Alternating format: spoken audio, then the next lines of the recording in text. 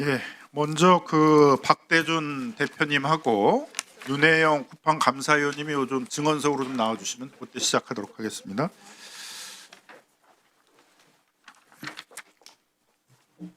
자, PPT 좀 띄워줘 보세요.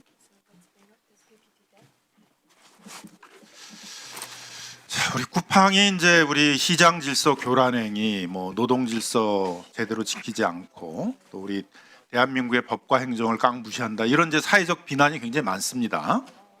그래서 이제 쿠팡 바로잡기를 해야 된다 이제 이런 여론들이 많은데 쿠팡 바로잡기를 하려면은 정부의 역할도 있어야 되고 정부가 좀 제대로 된 책임을 좀 묻는 그런 행정이 좀 있어야 되고 소비자 피해자들도 자신들의 어떤 피해들을 제대로 구제받고 대응하기 위한 그런 제도 시스템도 만들어져야 되고 우리도 또 이제 국회의 경우에 있어서도 이제 미국의 그런 로비스트들의 영향에서 그렇게 흔들리지 않고 입법도 제대로 해야 되고 그럴 것 같습니다. 하지만 제일 중요한 게 결국 이제 쿠팡 스스로가 바로잡는 행동을 하는 거예요. 그래서 쿠팡이 이제 사회적 책임 경영해야 된다 이렇게 생각을 합니다. 박대준 대표님 그 2024년에 그 민주당의 을지로위원회 국회의원들과 간담회 할 때 사회적 책임 경영하겠다 이렇게 얘기하신 적 있죠? 예, 그건 강화하겠다고 말씀드린 바 예, 있습니다. 뭐 사회적으로 비난받는 그런 경영 활동하지 않겠다 그랬죠? 예, 그러기 위해서 예, 뭐 1년이 지났는데 그렇게 했다고 생각을 하십니까? 사회적 책임 경영했다고 생각하세요? 그러기 위해서 노력했다고 생각하고 있습니다. 노력했다고 생각을 하세요? 근데 사태가 이렇게 됐다고 생각을 하세요? 이 부분은 원치 않았지만 죄송하다 말씀드리겠습니다.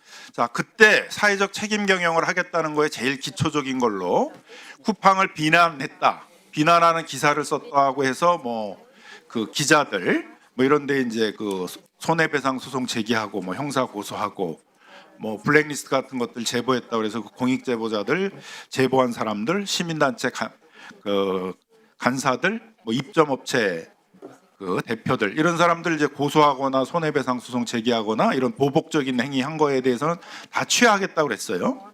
다 취하했습니까? 예, 저는 다 그때 당시에 예, 3건인가 있었던 걸로 제가 기억하는데요. 다 취하한 걸로 저는 기억하고 그 뒤에도 그런 보복적인 손해배상 이런 거 제기한 적 없어요? 여기 지금 방청객으로 그 공익 제보를 하셨던 분이 다 나와 있고 예. 기자님도 다 나와 있고 그래요. 네? 그리고 또 지금 그 선서를 하셨기 때문에 위중죄로 처벌도 받을 수 있어요. 다 취하했습니까? 앞으로는 그런 식으로 쿠팡을 비판하는 그 공익 제보자들이나 기자들이나 뭐 시민단체 활동가들에 대해서 소송 제기하고 뭐 보복적으로 고소하고 이런 거 안 할 겁니까? 당시에 논의됐었던 것은 취하한 걸로 제가 기억하는 게 맞고요, 의원님. 그다음에 향후에 대해서는 제가 지금 회사를 떠났기 윤혜영 때문에 감사위원이 어떻습니까? 사회적 책임 경영 할 수 있고 쿠팡에 대해서 비판한다 그래서 뭐 보복적으로 고소하고 뭐 손해배상 제기하고 이런 것들을 앞으로 안 할 겁니까? 위원님께서 말씀해 주신 부분 잘 새겨 듣고 내부의 이사회에 또 잘 전달하도록 하겠습니다. 그렇게 막연하게 계속 얘기를 하니까 쿠팡이 제대로 바로 잡혀지냐? 에? 저 독과점적 지위가 있으니까 결국 오만하게 저렇게 하고 결국은 정부가 강력한 제재를 통해서 국회가 강력한 입법을 통해서 해결해야 된다 이런 얘기가 나오는 거 아니에요?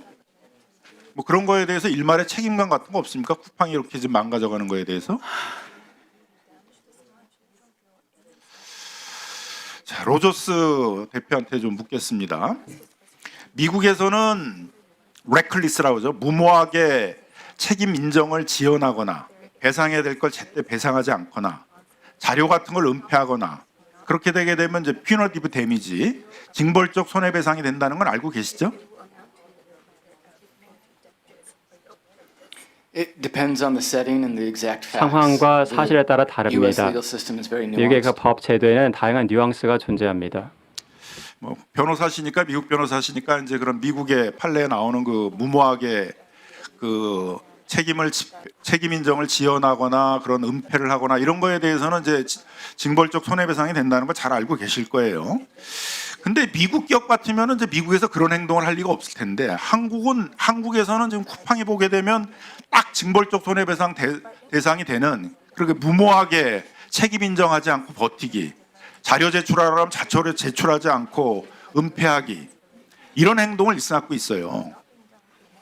아마 우리가 지금 징벌적 손해배상제도, 뭐 집단소송제도 이런 게 지금 도입이 안 돼 있어가지고 그렇게 책임을 묻기가 어렵다 아마 생각하시는 것 같은데, 미국에서 아마 소송이 제기가 된다 그러게 되면 그건 뭐 당연히 징벌적 손해배상 책임을 받게 될 겁니다.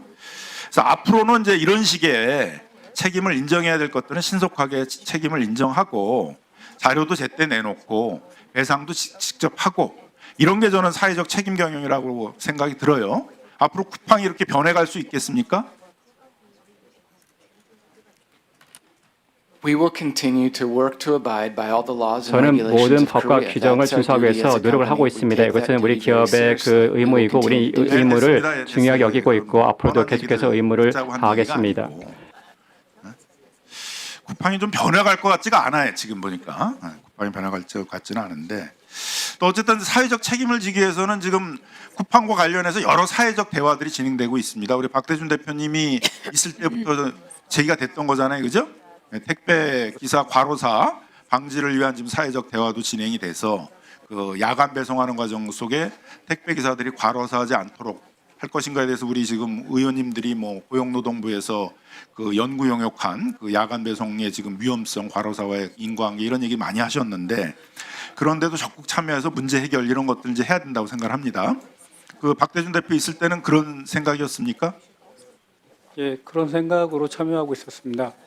근데 잘 진척이 안 돼요. 지금 그 야간 배송에 대해서도 국토교통 그 고용노동부가 연구 용역한 자료에 하게 되면 뭐 예를 들면 일주일에 48시간 하루에 8시간 이상씩 그 하게 되면은 이제 과로사의 위험성이 높다. 한 새벽 6시서부터 마감 때까지 빨리 배송하라라고 그렇게 압박을 하게 되게 되면 이제 스트레스 때문에 과로사의 위험이 높다. 그 배송 업무가 아닌 뭐 택배 분류 작업이나 프레시백 회수 작업 같은 거 시키게 되면 과로사 위험이 높다. 이제 이런 게 지적되고 있는데, 다른 택배 회사들은 그런 거 안 하겠다, 그런 거 지키겠다 이렇게 얘기를 하는데, 지금 쿠팡만 명확하게 답변을 안 하고 그런 걸 지금 제대로 이행하겠다 이런 의사를 표하지 않고 있어요. 제일 소극적이에요, 사회적 대화에. 어떻게 생각하십니까? 박대준 대표 있을 때 그 사회적 대화에 참여한 거에 대해서 적극적으로 참여했다고 생각하세요? 제가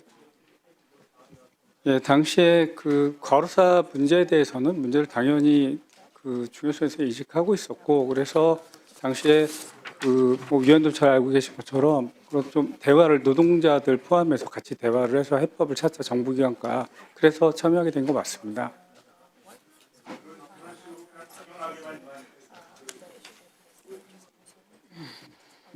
예, 김현